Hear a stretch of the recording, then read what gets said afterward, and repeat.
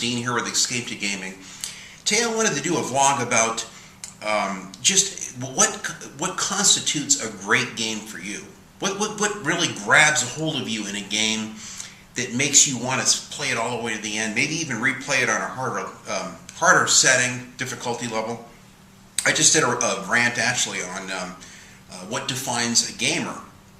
And I talked about my experience growing up with games, even before video games, and what it means to be a gamer, and kind of, breaking down the different archetypes of gamers out there and what they like in games. And afterwards I got to thinking, I said, I want to do a kind of a follow-up vlog on games themselves. There's many different types. There's so many genres. I mean, today there's just never been more games available. The pricing has never been better. The availability of games and the ability to buy used games for a fraction of what they were when they were new has never been better than today. There's new games and IPs coming out. We've lost many great studios that I was hoping for sequels and hoping for new IPs, which is sad. It happens. And a lot of the main ones, you got your Gears of War continues. They're going to make more Halos. There's certainly going to be probably more Call of Duties coming, Battlefields, and I love those games. In fact, I got to thinking about it last night. I played several levels of Call of Duty 4, and really I am enjoying this game a lot. I can see why it was popular back in 07 or 08, whenever. I think it was 07 when this came out, and it's a fantastic game.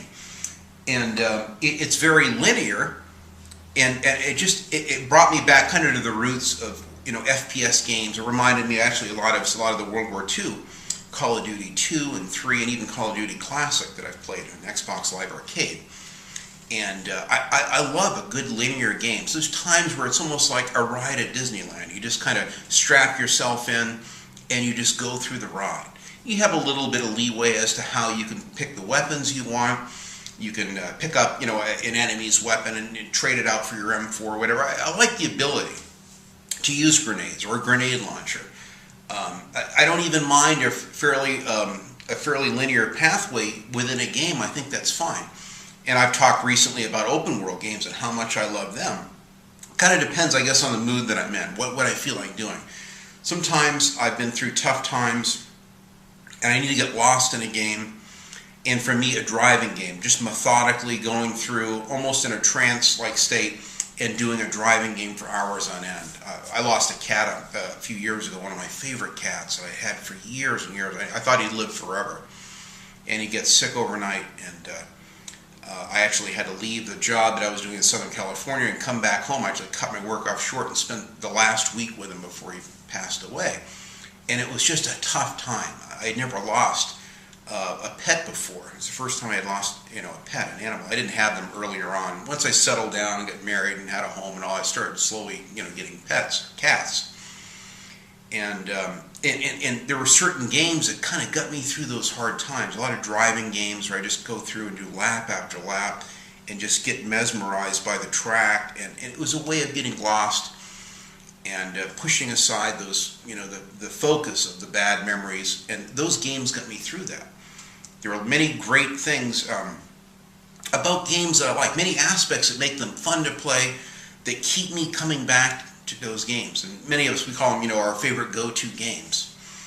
And honestly, each person has their own criteria. I mean, many people, they love these Japanese RPG games. I've never played a Final Fantasy game. I've seen lots of gameplay of them just because I'm curious to see what makes them so popular.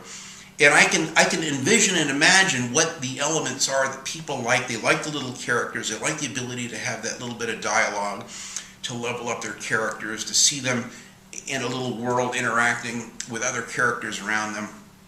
I've got friends of mine that play nothing but the League of Legends, and they just love that. Hours of, World of Warcraft or Diablo 3 or League of Legends, and it's a different type of game. There's something there that compels them, that they just draws them in, and that to them is they're in absolute heaven. That's their type of game that's going to keep them coming back for hours and hours on end. Again, some of those things I think correlate with a social aspect. They like the social ability to interact with their friends. For me, again, the multiplayer, I've said this in other rants on multiplayer, for me, I enjoy the old school split screen, which is sadly dying. It's unfortunately, I don't even know if they make games with split screen anymore. In fact, this Call of Duty 4, I had about a year, maybe 2 years ago, and I had never played the campaign, but I went through, like I just said in my last vlog, and played every single map over and over and over in this. So now as I'm playing, it's funny, I'm playing the campaign, I'm seeing areas, oh, I remember this area, playing it in the split screen. And it's kind of fun, going back and seeing that now, but and I know why people like that. I like to me, it's the interaction with someone physically there, to me, is what multiplayer, it makes it very personal.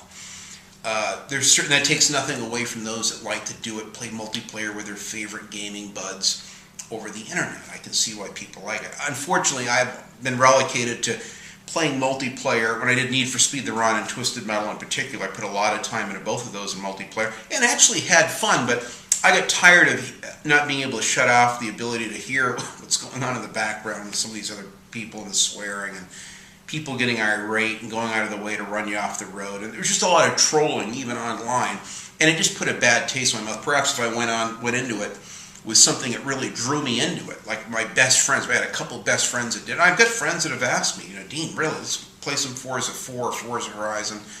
And it hasn't been compelling enough for me to say, hey, let's do that this weekend. I haven't really been into it. But for me, as many people know, and I've said it a few times, the single player experience is just, that's what draws me in. That's one of the aspects of gaming that I like. And it can be a linear single player experience. It can be something that's a little bit more open world. Now, I finally just got in the mail yesterday the brand new copy of Fallout 3, this Game of the Year edition, which I had actually had a few years ago as well, and had played a couple levels of it. My nephew came over and saw me playing. I think I got to the first town where I started interacting with people in the very first town after getting out of the vault, and he was mesmerized. He goes, "Oh, Uncle Dean, this is a great game. I can't believe I've never heard of this." He's not on the internet as much as I am, so he's not really hip to a lot of the older games that have been out for a while that are well received. Where I've just watched tons of classic Game Room and other people's vids, I kind of know the bulk of what's out. Probably 80% of what's out there I'm already pretty familiar with and know what other people are enjoying. But this Fallout 3 was very enjoyable. I actually gave him the game, and I had the big thick strategy guide for the Game of the Year edition strategy guide, and gave it to my nephew. He was so enthralled. He loved it. He went home and he played. Now, he puts every game on hard. I just gave him Tomb Raider. He'll put that game on hard and play it all the way through. I don't know how he does it. He even played, I thought I was impressed with how I could play, Black Ops, Call of Duty Black Ops, and put it on the hardened level. He puts it on veteran. And he suffered for like 2 nights on one level he couldn't get through because the enemies just kept spawning. He couldn't get enough weapons. But he's, persistent. For him, he loves, that's what compels him to a game, is the really brutal difficulty and challenge. I had Wolfenstein has 4 difficulty levels. I bought him a copy of that for his birthday. He loved it. He played it through on the hardest, the 4th hardest difficulty setting, and loves it. That's his big thing, is he loves the challenge. The more, the better. He's insulted to put a game on default. I don't think he's ever played one that I know of. I can't think of one game he's played on default. He'll come over here in the middle, and I already have like a driving game, and he'll play it on my normal default setting. And he has fun with it. But when you give him a game and he plays it on his own Xbox 360, he cranks him up. So his criteria, the things that he's looking for in a game are different from someone else. I mentioned, in my other blog that I know I have a couple friends that are younger gamers, and every single game they play on easy. I mean, whether it's The Last of Us, anything, Tomb Raider, all of them. And I just was like baffled by that. To me, I want the challenge. In fact, I find that like even GTA 5 was almost too easy. I mean, I rarely ever died.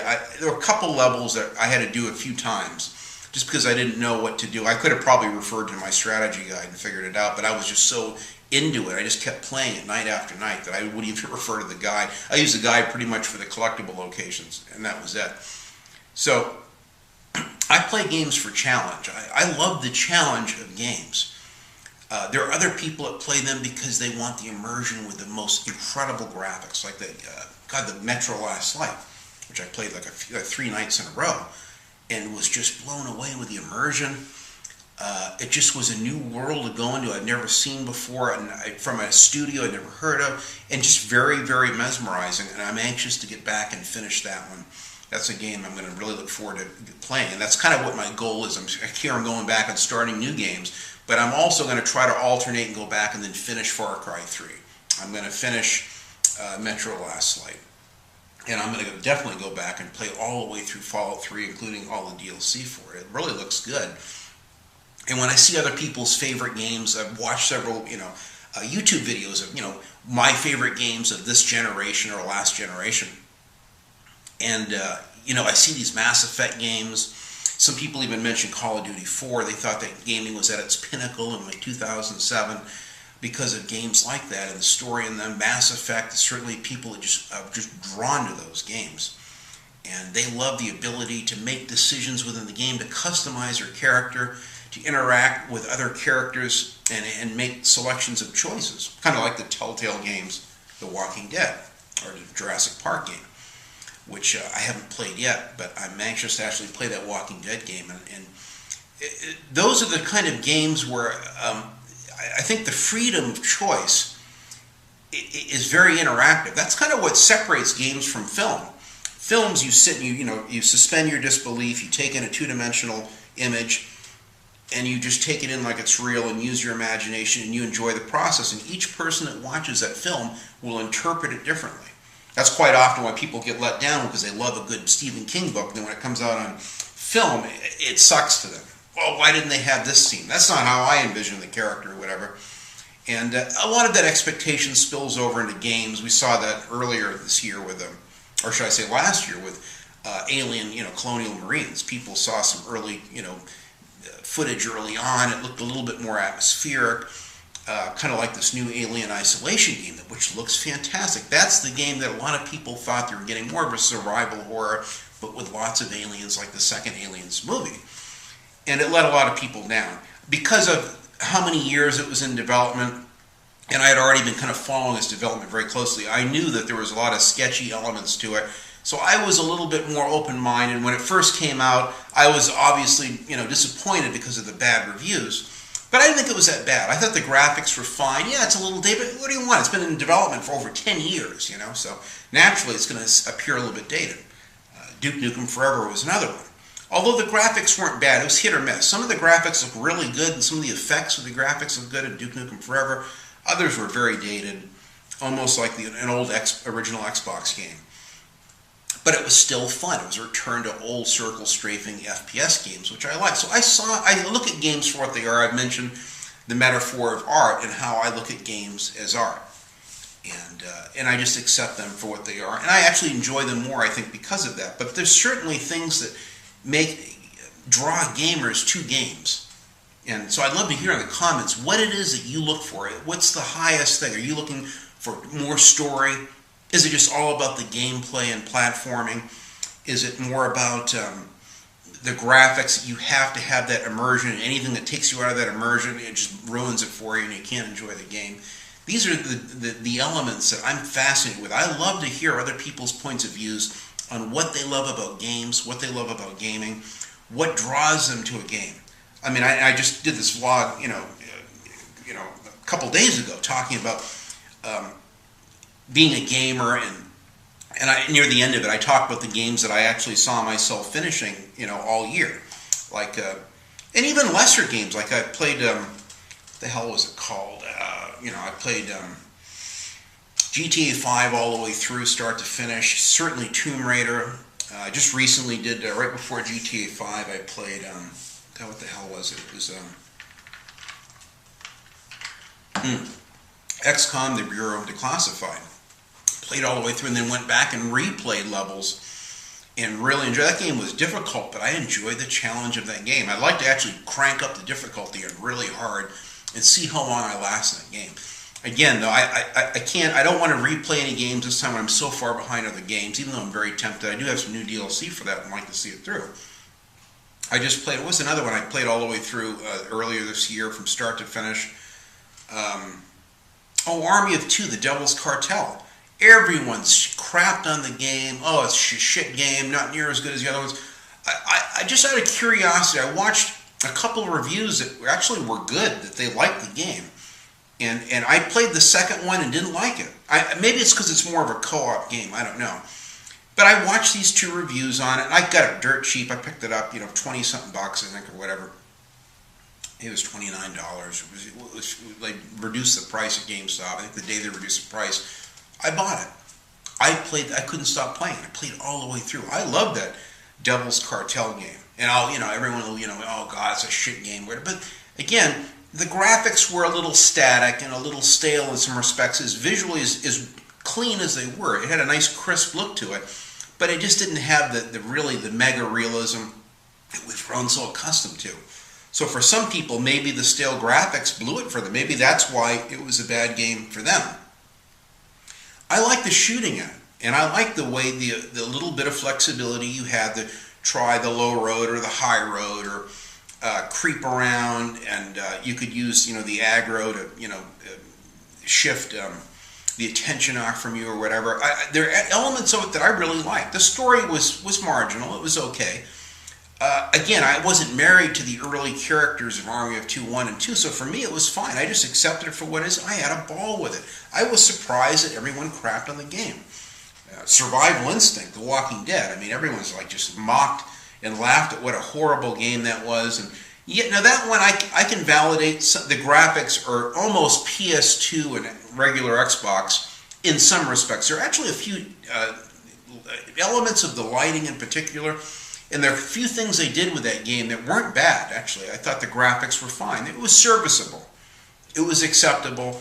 I could see through all that and immerse myself in it because it was so intense, and I had to kind of inch my way through it using a lot of stealth. And I think maybe that helped, aid me with the immersion. Maybe it's because I'm an artist. I'm a right-brain person, and I'm more prone to using my imagination more than the average person. That's why when I watch a movie or a TV show, lately a friend of mine turned me on to the Sons of Anarchy, which I've never seen. We're into the second season now. I'm into the end of the second season of that Boardwalk Empire. They're great shows. I can see why people love those TV shows. I really get into it. I almost can't wait to see the next one. After watching one, they always have that cliffhanger, and you can't wait to see it the next night and see what happens. So, unfortunately, once I start watching a lot of movies and TV shows, that cuts into my gaming time. But I try to, divide my time up between the two. And everyone has their criteria of what they think makes a great TV show or a movie or what have you. But getting back to games, the gameplay is important. I know with a lot of the PlayStation 1 games, I love platforming, and a lot of those early Tomb Raider 1 and 2 games, Tomb Raider 1, 2, and I think I played part of 3. I don't think I played it all, but I played the first 2, and I played the Duke Nukem, Land of the Babes, which is the follow-up to Time to Kill. And even though those weren't as well received as Duke Nukem 3D for PC or ported over to other platforms or other consoles, I really enjoyed it. I loved seeing my little guy climb and see things. Hey, I bet I could reach that window and find a way to jump and do a flip and get up onto a platform and jump from this trash dumpster over or up to this balcony. And that, I thought that was fun. So gameplay is very important. There is a lot of other elements, even sound design. I don't have the game right here, but I just played this, a little, maybe 60% of the way through Battlefield 4. My nephew played it, and then I went through it. I've been replaying it. And I'm just blown away with the sound design. I put on that War Tapes sound. They have different sound settings, stereo and surround or whatever. They have one that's called War Tapes or whatever, and I play that on the other Battlefields as well. And man, with my surround sound, I have it cranked. I'm afraid my neighbors are going to call a SWAT team in because it's so loud. But that in and of itself, just the sound design alone, makes the game so realistic when you hear the bullets whizzing by. And it's just very immersive. So for some, and like my friend, I mentioned, my friend Mark Bussler, he's big on sound. He's more of an audible person, so he loves quality sound design. He often will point that out in his reviews and looks at games, profiles. And I like it too. I think the sound is great. Even like some of the Duke Nukem Time to Kill, they have this kind of a techno-electronic 80s kind of synthesized music, kind of similar to what was in the Terminator or whatever from '84. And it goes so hand in hand with that game.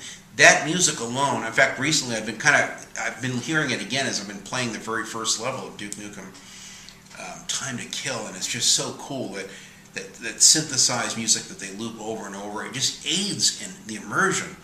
As simple as those graphics are, it really makes that game for me.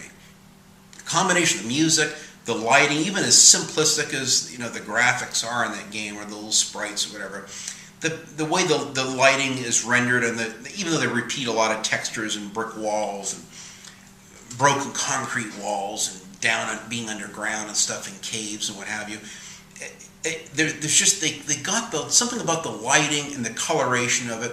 They captured the feeling of the claustrophobic feeling of being in caves and tunnels and subways and stuff like that. And that to me, the graphics in those games, especially back then, I was blown away. That PS1 blew me away. If I'd got the 3DO, it equally would have blown me away as well. But I'm glad I got the PS1 because there were so many games that lasted on that system. And even after I got the PS2, I kept that PS1 for, God, maybe another 5 years or so, and I finally get rid of it. And continue to go back and play those games. And now you can just play them with the PS2 memory card. I didn't even know you could do that back then until actually recently. I didn't know you could play the PS1 games on those. But so the graphics are an important part of it. For some, it's a story. I mean, that's why a game like The Last of Us or BioShock Infinite, it just gets high accolades, and everyone just loves those games. That makes those games endearing to them. Half-Life 2, which I haven't played, but apparently it's got a very immersive or submersive story in it. And I can see, and I certainly love a good story. That's why I won't even go back to The Last of Us until I have a block of time. The story's too good to waste an hour here and 90 minutes there. And every night I've been playing, a minimum of an hour and a half to 2 hours a night, and then or even more. The weekends I've been putting 4 and 5 hours, and so I'm making good progress on a few games at once, including some of my PS2 games. And pretty soon I'll be doing some PS2 in one game, either reviews or a little bit of gameplay, and I'm kind of setting some stuff up for that, which I'll be showing soon. But right now I'm enjoying the FPS experience. It's just kind of nice to return to an old school FPS like this, Call of Duty 4. I love these corridor shooters. It's something I never get tired of. Everyone's like fatigued with FPS games. I love them. It's something about just inching your way through it, being careful, and because of that, quite often that's a game I'll replay again and put it up on the hardened level and play it, because I want as much challenge, as much realism as possible. For me, I've tried veteran level, and I usually will get stuck. I'll do well for a few levels, and I'll get one level where it's too hard. So I don't like to kill myself in a game, beat myself up. I do like a challenge, but not so much that it's punishing, and I have to spend 2 or 3 evenings on one level. At a certain point of no return where you're not getting that much out of it, and to me it's just not worth it. So I'll play them consistently on normal, and then I'll crank. If I like them, I'll replay them. I'll definitely play them on hard, because then it makes the game almost fresh to kind of replay it on a harder level. I like that. And it makes the game fun, and that way, when the second time you play it, you don't memorize where everything is and blow through it. You still have to really be cautious, maybe even more so than you did the first time. So that continues to make the game fresh. So, and you're seeing that with Hitman Absolution. Many new games, they're giving you the option of 4 or more difficulty levels and settings, things that you can toggle on and off to make the game tailor-made to the dynamics that you like as a gamer. Certainly now they're trying to include multiplayer in every single damn game. The old days it was split screen. You play like Twisted Metal 1 and 2. God, I had friends that wouldn't leave. They'd come over and they'd play Twisted Metal 1 and 2. I didn't really care for 3 or 4. Not until Twisted Metal Black, and then I went back to playing that one hot and heavy with my friends. But I love split screen. To me, that was so much fun. That was my multiplayer experience. But we're slowly getting away from that. Today, there's people that they'll play Battlefield 4, they'll never play the campaign. They'll never play the campaign on this new, I don't have it here, but the new, Call of Duty Ghost. It's that you go straight to multiplayer. That's all they care about. That they can't wait for the new Destiny. They can't wait for the new Titanfall that's coming out. That's all they want, is just multiplayer 24/7. And I think it's great for those that like it, that want those options. I'm excited. It's hard for me to get into my friends' YouTube channels that are just heavy multiplayer. I'll watch a little bit because I like to see them having fun with the game. I like to see how the gameplay is in multiplayer, but I won't watch too much. Usually half an hour or so. I've kind of had enough of it. For me, what draws me to a game is a meaty single-player experience that you can get lost in for hours and hours and hours. Again, I play those early FPS games like Doom, and one of the first Quakes, and was just blown away. To me, it was so intense. So in 2001 or whenever it came out, or 2001 or 2, I actually got Return to Castle, Wolfenstein Operation Resurrection on PS2 about within a year after it first came out. I didn't buy it right away. So when I played that, to me, I was blown away by the experience. And I also had the Tides of War Return to Castle for the Xbox, regular Xbox. I didn't find the graphics were as good. I really felt the graphics were better and more colorful and looked nicer and played better on the PS2. Plus, we had many more levels on the Operation Resurrection version, which was an exclusive for that Wolfenstein game, for the PlayStation 2. And a buddy of mine and I, we've been recently talking. I haven't seen him in years. And I mentioned this in one of my other vlogs a while back. Oh God, you were so intense when you played that. He'd come over and watch me doing the last few levels of that game. And I remember you had this giant Nazi mansion that you're outside, creeping around through these ravines and hills, and these little cottages and army bunkers that are up on the hills at night. And they were just, and I was like, I had the lights down, the sound up, and I was so immersed in it that I would be hard-pressed to tell you what made that game so special today. It was a combination of the sound, even the background music in it, the lighting, the way that the enemies moved. As you played later into the game, the enemies moved with much more difficulty. A lot of them would do rolls and flips and spins, and it was harder to lock onto them and to shoot them and aim and hit them. And the difficulty spikes in that game, and especially when I replayed it on hardware, awesome. That game was magical to me. I could be hard-pressed to tell you what it was in particular. Of course, you look back on it now, the graphics are a little stale and obviously dated, but they're still great games. Today, a lot of people are more concerned with graphics, and right away, if they see a game with bad graphics, oh, that game sucks. What a piece of shit game that is, The Walking Dead Survival Instinct. But again, if you have a good imagination, and maybe if you're older like me and you've played through the very simple Atari 2600 and Commodore games and early NES and Super NES games, for some it was, the Jaguar, the Sega, whatever, a lot of the 16-bit and 32-bit games, it helps you to appreciate how good the games are today. So graphics are very important. That's why I love my PlayStation 4. I haven't even put in this Call of Duty Ghost yet. I can only imagine. The Battlefield 4, when I've been playing it, my mouth is hanging open. Between the lighting and the detail and the resolution and graphics, and then the surround sound on it, I'm just totally blown away. I can't see how anyone could give that less than the highest score. Even the single, and I'm never going to play the multiplayer. I bought that game just for the campaign. That's a game I could easily see playing through twice. I love that game. I could easily crank the difficulty up on that one and enjoy that game a lot, replaying it. I still love my FPS games. So it's hard to say. I think gameplay is important. You can play an old school game like Rayman Legends. Wonderful platforming. That Shank game, many of those I played on the Xbox Live Arcade and loved them. I love my Trials Evolution. I have all the DLC for that and the new Trials. Trials HD, and I think I got Trials Evolution to follow up, and I love them. They're really difficult games. I had some long frustrations. My nephew will come over, and some of the harder levels that he beat me on, he actually surpassed me. He did one level 156 times until he finally got that bike to the end of the level. He just did it over and over. He will not take defeat. So for him, the challenge is a big draw for games. That's what he gets out of those games. That's what keeps him coming back to the console. He wants to be punished. He's never played that. I told him, I said, dude, you might want to check out that Demon Souls and these other ones. I've never played them, but I've heard they're really challenging. Kind of a return of those really difficult games yesteryear where you need to use a lot of trial and error. And I like that. I like that about games. That's why sometimes I won't use a strategy guide, because I don't want to be spoiled. If I get stuck and keep hitting my head, And then I'll refer to that chapter or that level through the guide. Oh, I see. I didn't know you were supposed to jump in the tank. I thought you just continued on foot or whatever. So sometimes the strategy guides help, but I still like the surprise of not knowing what's coming around the next corner. I certainly don't want to know the story. Thirsty. And so, and that's why you get your people that love the PC games. They just want the finest graphics and immersion.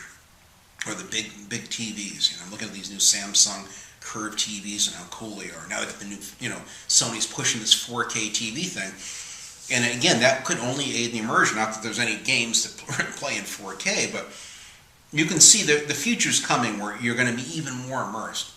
The lines are being blurred on realism now to an incredible degree. But I can still go back and play these old Call of Duty 2 and have a wonderful time. I'm really enjoying this Call of Duty 4. And sure, the graphics look dated in it. I can see that. But it still compels me. This is a game, I'll play it all the way through. I can't put it down. I won't stop. So this is a game I really like because I'm playing. I will not stop until I finish this game. I didn't want to play the new Call of Duty Ghost. My wife is disappointed. She goes, God, I can't bear watching this Call of Duty Ghost. And you go and you play one of these old games. I go, I never played any of the modern Warfare ones, so I wanted to play at least the very first Modern Warfare game, and then go back, and then I'll probably go back and then play this Call of Duty Ghost, just to see the comparisons with more modern, conventional weapons. I think it would really be cool. And then eventually I'll go back and I'll play, Modern Warfare 2, and then I'll pick up and play Modern Warfare 3. But everyone has their own criteria. What draws them to a game. I'd love to hear from you again. What do you like? What type of genres are your absolute favorites? And what keeps you glued to that game where you can't let go until you play it all the way through, and maybe you'll even replay it again because it means that much to you? These are interesting questions to ponder, and it's helped me to realize myself, because why am I not finishing all these games? Like BioShock Infinite, I got right to the middle of the game, found Elizabeth and did several levels with her, and then I don't know, the gameplay was just very strange. It was beautifully done, the sound design was awesome, perfect FPS game, wonderful, satisfying gameplay, but I just didn't feel compelled to stick with it. I don't know why. The Fallout, Far Cry 3 was one game that I loved very much, and that one I just got hit over the head with like 5 or 6 brand new games that I was trying to review everything that was coming in, and so I had to force myself to stop playing it. And then if you let a few weeks go by and you go back to it, you've forgotten some of the moves, and you've kind of gotten out of the story and the immersion and all that momentum you had, and it takes a while to get back into it again. That's part of the problem with jumping around on the games, which I've noticed. So I got to stop doing that, hopping around so much. It's fun, and with the driving games or playing and messing around with GTA 5 or whatever, it's fun. There's a time and a place for that. But I'm realizing now what draws me to games, and I've been thinking a lot about. That's why I wanted to do this vlog. And I just would love to hear from you. What keeps you? What will see you through to the end of a game? What is it? The story that you cannot wait to see what's going to happen next? Is it the progress and just the challenge of pushing forward? I have some friends that could give a shit about collectibles. They just want to see the story in the game. And I don't understand this fascination with collectibles. I just want to get through the game. And they seem irritated that they actually have to listen to the audio logs in BioShock Infinite to get the full story. I love that personally. In fact, going through this, The Last of Us, I'm going out of my way to find every single collectible that I can. All of the little, the dog tags for the fireflies. I'm trying to find every little piece of paper and read it, and diary and everything. Because to me, I want to see everything in that story. I want to see everything that game has to offer. I want it all. And that's why I'll take my time and inch my way through. L.A. Noire, I did the same thing. I found every single collectible in that game. I've done almost every side mission, just driving around doing the random calls. I have to go back and finish those. I got, like 890 on my achievement score, that, or some outrageously high score on it, because I was so immersed in it without even realizing it. And afterwards, I thought, God, I got a pretty high gamer score because I was having a lot of fun with it. I wasn't doing it to get the high achievements or trophies or whatever, but it just was that immersive for me personally. I love that period in time, and I didn't want to see that game end any more than I did GTA 5. So story is definitely important. The graphics are certainly important. Gameplay is important. Again, I don't go back and play a lot of the little Mario platformers and Donkey Kong and stuff, but take nothing away from those that just love. People that love. That's why those games translate so well to these little iOS games, because they're very simple little games and you can have fun. The controls are very simple. My wife loves a lot of those older games because they were simple, very simple button controls. Not a lot to memorize, not as difficult. Like the new Twisted Metal, God, it took me hours, 4 or 5 hours to get the learning curve down and memorize everything and do it well. There was so much they dumped on you, so many button moves and controls. Some people like Mortal Kombat. A lot of those you have to memorize a lot of different controls in the fighting games. Maybe that's what kind of turned me off to a lot of the fighting games. I played the Primal Rage in the very first Mortal Kombat I played. God, way back on either PS1 or the Super NES. I can't remember. Oh, the Primal Rage on the PS1. And it's just not my genre. It doesn't mean that I couldn't learn to like those and appreciate and get into them. I'm sure I could. Sometimes I just like this new, some of these new fighting games that I've been watching, Injustice and different ones, and these Marvel comic ones. And I love what's going on in the background. They're just beautifully done. They're fun to watch. I'll just go on and watch my friends play these fighting games just to see the gameplay. I'm fascinated with how beautiful and captivating the graphics are and all the detail of things that are going on in the background and stuff. It's pretty cool. But it's not enough to compel me to want to play those games. The new Forza 5 looks fantastic, but not compelling enough for me to go out and buy an Xbox One. Again, the Drivatar thing, if you had ability to turn that off and just go back to regular computer AI, that's fine. I'm not thrilled about the heavy cloud-based aspect of some of the new PS4 and Xbox One games, but for those that like it, that's fine. A lot of people, it's a flash in the pan. They'll play the Titanfall or whatever until the multiplayer is no good anymore. They don't care. They'll get on to the next game or whatever, or the sequel. They'll never go back and play those games because to them they're dead. And that's why maybe GameFly is better for some of those people. They'll play a game one time. They could care less about returning to it. To me, I like having my collection because I could see, even if I never do, just knowing that I can go back and, God, you know what? I'm dying to go back and play Far Cry 3 again. That was so fun. And just knowing that I have the ability to go back and open up that experience all over again makes me want to play that game. That's why I want it on the shelf, even if I never get to it. Just knowing it's there is enough for me. So the games I collect are games that I will seriously consider myself playing. If I don't, I just give it away or I trade it in because I can. And I just realistically know I'll never play. It just didn't hold my interest. Like Grid 2, not the graphics weren't bad. There's nothing wrong with it. I love Codemasters. I love their dirt games. I just couldn't get into that one. I didn't like the progression through the rep system and all this stuff. It just was odd. And some people don't like the Need for Speed Shift games for the same reason. They didn't like going down the checklist and having to perform. That wasn't their way of advancing a story or game. So to them, progression, how the game progresses, can be a deal breaker for them one way or the other. And I validate your frustrations on that because I have the same thing. Certain games, just the graphics are great, the driving or the shooting, whatever is great, but there's certain progressions or things that how you advance the story that blow it for me personally. So that might be part of the gameplay element that maybe I don't like. So for me, so gameplay certainly is important as well. Probably in that respect, looking back on it, Need for Speed Rivals is similar too. I'm not thrilled with. Instead of just pure racing and beating, like I like the original Most Wanted because it's straight up beat that rival, you take him down, and then you go on to the next wanted level. And I like that. I don't care for this checklist system of advancing through games, but there are other people that do. So gameplay obviously is important, in my criteria of how I look at games. Each person's going to be different. Graphics are certainly important. And in finishing a game, the characters and story are important. They aren't always the most important. Sometimes right off the surface, this game is not going to have a great story. Kind of like the Devil's Cartel, the Army of Two. It wasn't a great story or characters. You couldn't really invest a lot of emotion in them.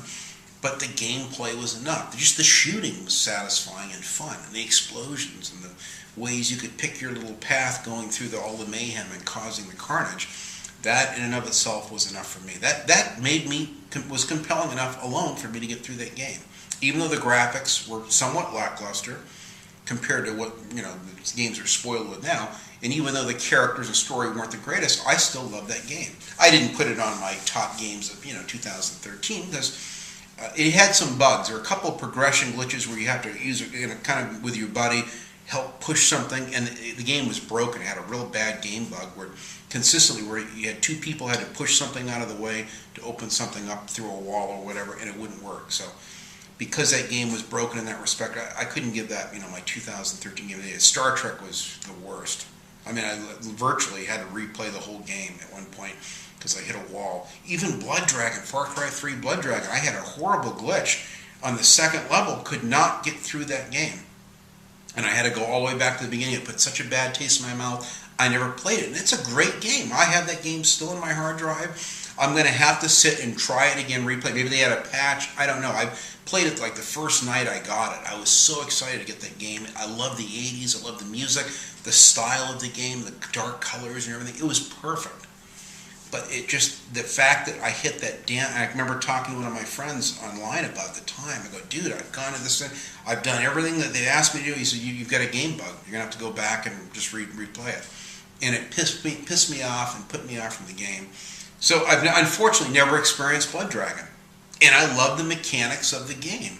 So sometimes that can be enough to just put you off from a game. The fact that a game crashes or something happens, and it may happen more than once, that can be enough to keep me from finishing a game. Time is precious. I don't want to have to redo something over and over and over, but at the same time, I don't mind the challenge and a natural progression of the game. I just don't want an unnecessarily broken game. That's for another rant I'm going to do about what I think about games that are being released broken. Every game comes out half finished now and then patches down the road, and then they got to wait a year or so for the Game of the Year edition with all the patches and everything. And then it's like, so I'm almost going to wait now.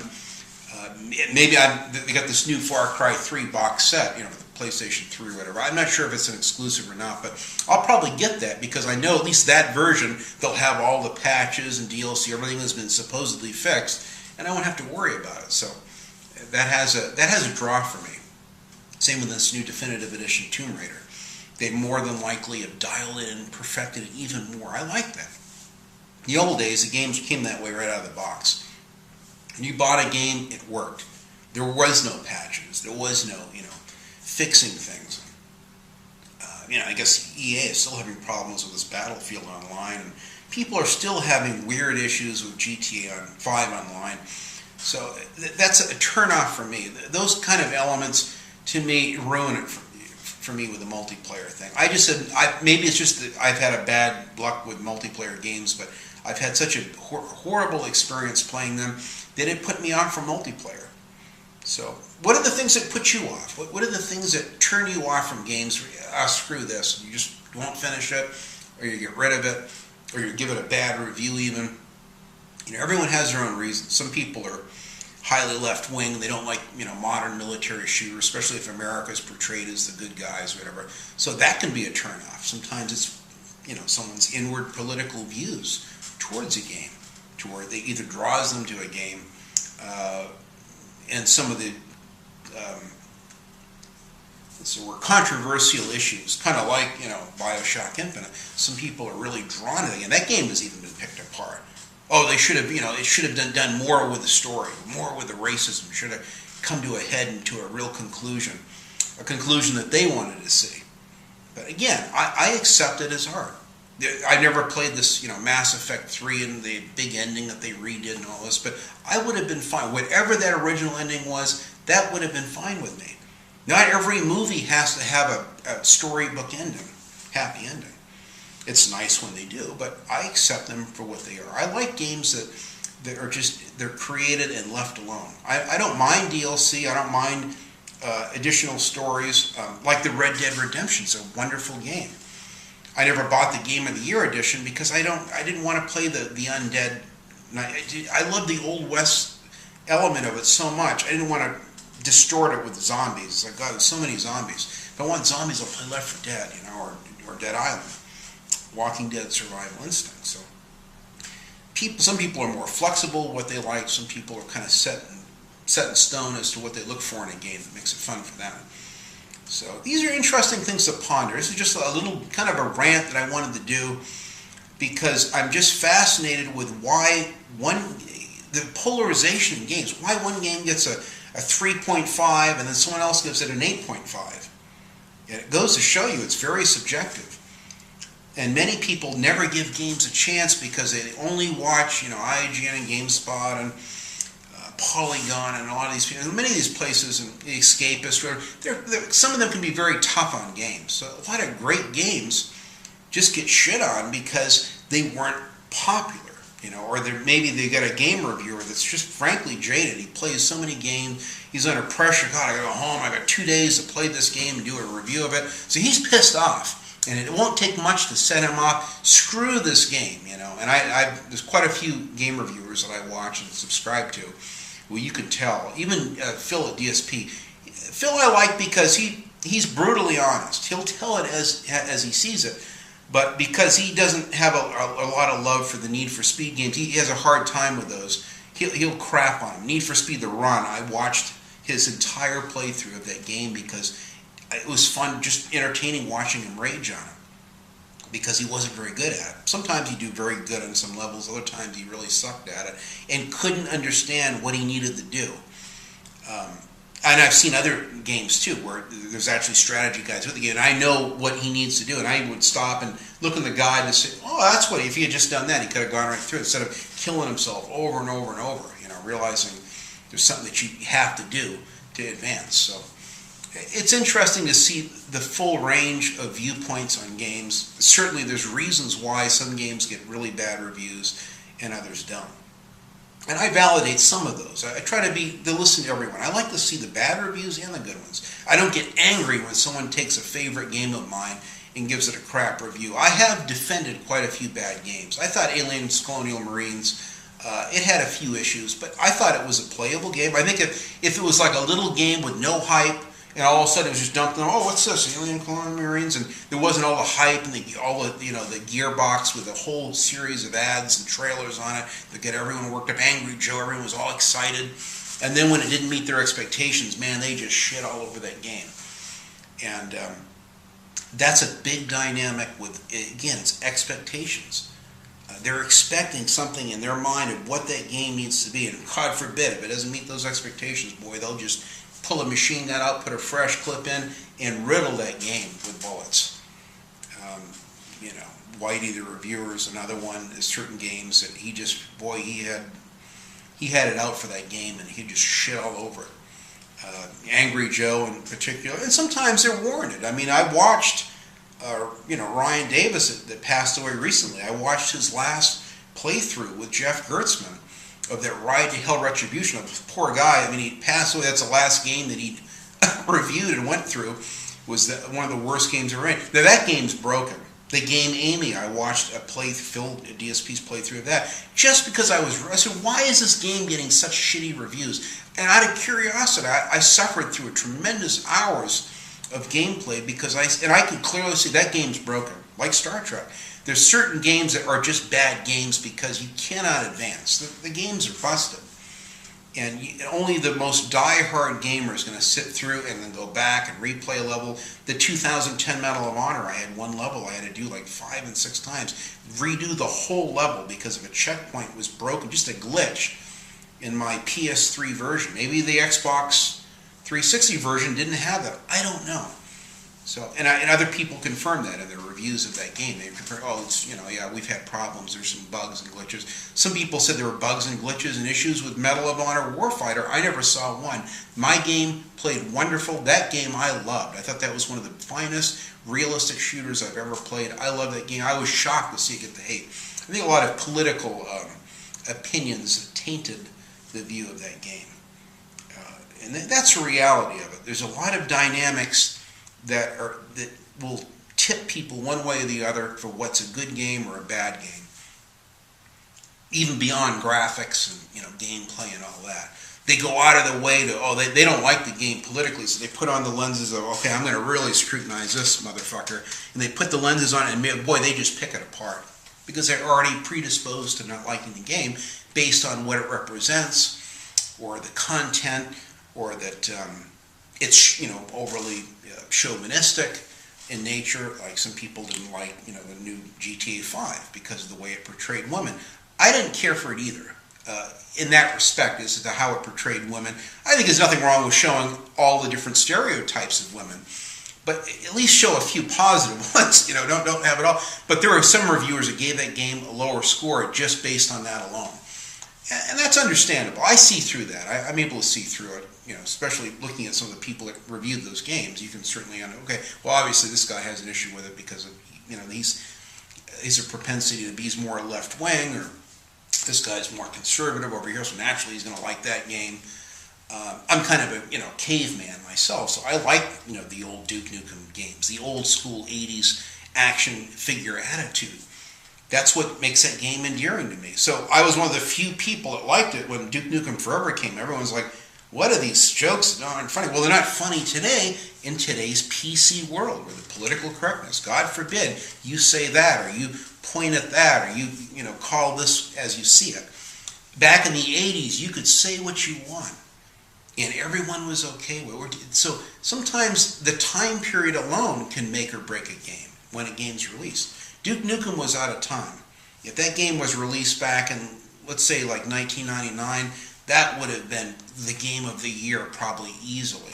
I honestly, I think that, especially with how they originally were designing that game, and Angry Joe talked about that, that game could have been a killer game, even with a lot of those dated jokes and kind of that attitude, which is not popular anymore. So that had a lot to do with why that game got crap. The game actually plays very well, and it's very challenging. That's a fun game.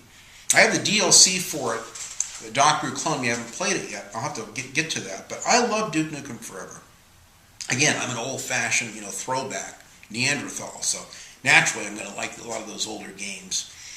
And the old Duke Nukem games and Quake games and Doom, and I love all those old corridor shooters with the old school attitude. I think that's really cool. Everyone's got their favorite. Again, some people just love the NES games, just the simple little childlike games that Super Mario World, or the new ones that they have on this, whether it's a 3DS or it's on the new Wii U. They're in heaven with those games, and that's great. There's something that and look how simple the graphics are in them. Very simplistic and almost childlike, but to them, they're having fun. Maybe it has a very uplifting feel. There's something in the overall, the nice bright colors and the uplifting, happy music, and there's kind of a light vibe to it. Maybe that's what their serotonin levels are just right when they play those NES games, and maybe that's what draws them to that. You can almost do a psychology test on what draws you to games. It'd be fascinating to see why people play the games they do, why people stop playing a particular game, even though it's a AAA game. I have a shelf filled with AAA games. Some of them I've never played. I've never played Far Cry 3. Far Cry 2, or the first Far Cry. I never played any of the Crysis games, which everyone's raved about. There are many AAA games that, for whatever reason, I've watched tons of gameplay on them. It just something about it. Maybe it was just the characters in the game, or it's something that put me. Well, it's an interesting shooter, but I didn't get it. But I did like Wolfenstein, which had some supernatural elements. Singularity, done by Raven Software, also had some really cool supernatural elements going back in time and these time portals. Just fascinating. So, which in some ways is similar to BioShock Infinite. But for whatever reason, I played, Wolfenstein, the '09 one, all the way through, but I didn't finish BioShock Infinite. So even though BioShock Infinite's done probably with more polish in some respects, certainly a better story, but there's something that mesmerized me to those other games, and part of it's my fascination with World War II movies and films and World War II history. I've had, lost quite a few relatives in World War II. Friends, family and relatives in the family that died in World War II. My grandfather took a bayonet to the stomach in the Solomon Islands, barely survived to come home to tell my father and I about it. And So I have a fascination with World War II. Maybe that's why I can go back and I can play Call of Duty Classic, and I think it's awesome, where someone else is like, oh, it's boring as hell. I can't get into these World War II games. So the frame of reference can have a lot to do with that, obviously. So anyway, that's my little rant on the dynamics of games. And I think the more you think about it, it really shows you how subjective gaming reviews are, how subjective this, oh, it's a bad game, or oh, it's the best, it's a 10, a 9.5 game. I have played a couple games that were highly rated that I wasn't real thrilled about. I'm trying to think of some of them right offhand. Gears of War is an example.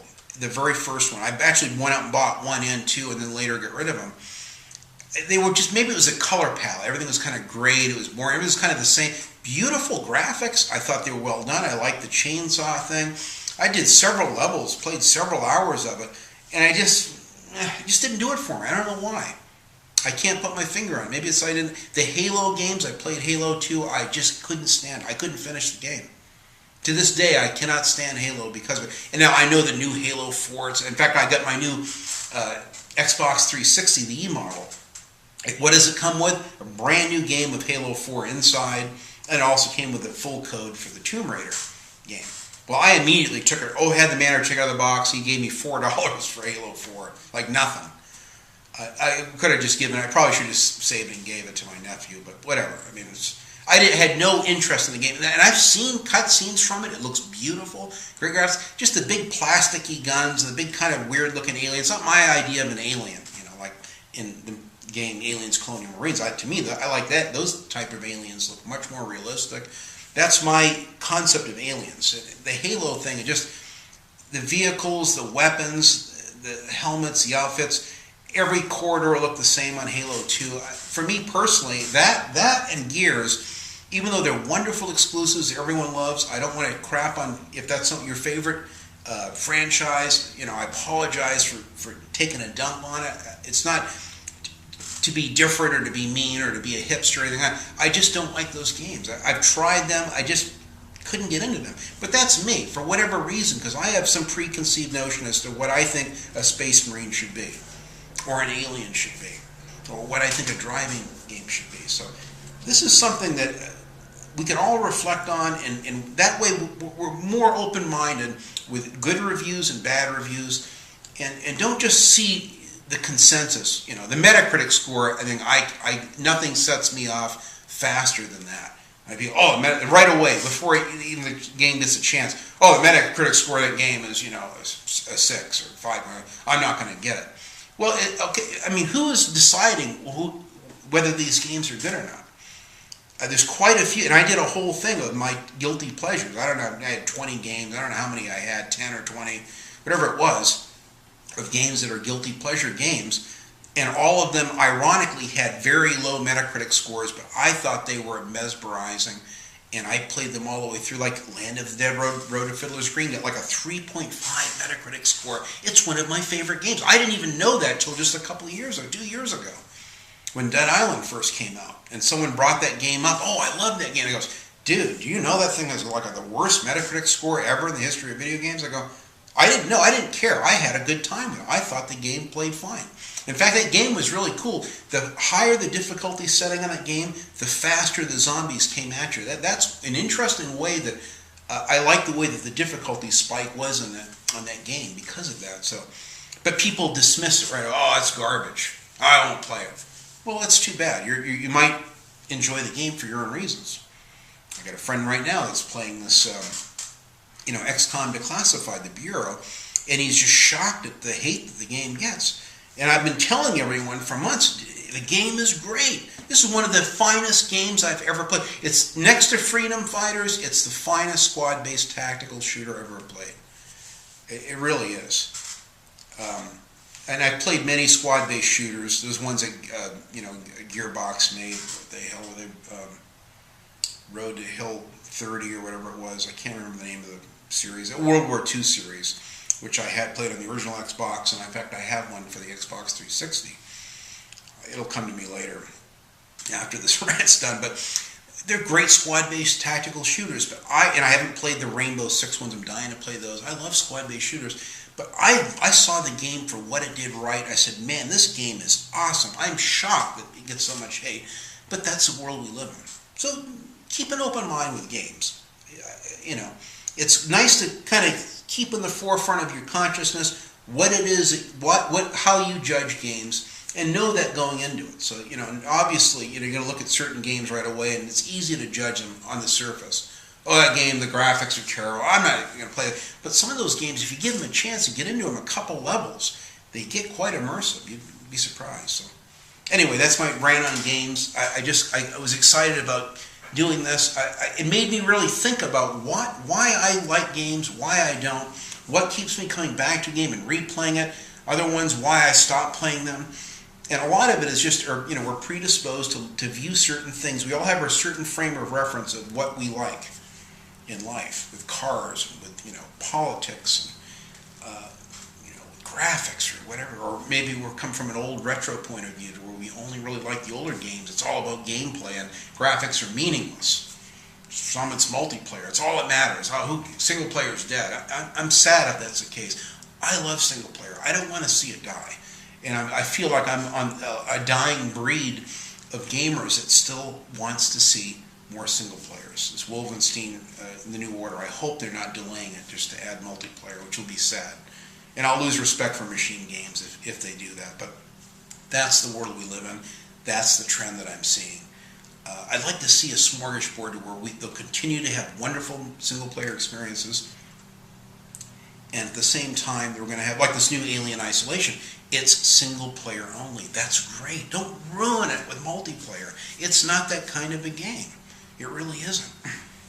Camera battery died, and I had to redo this last little piece, but like I said, getting back with the new Alien Isolation game, I think it's great that they're continuing to make some really good, intense survival horror or very immersive single-player games. I think that's great. I'd like to see more multiplayer for my friends that want that. I think that's wonderful.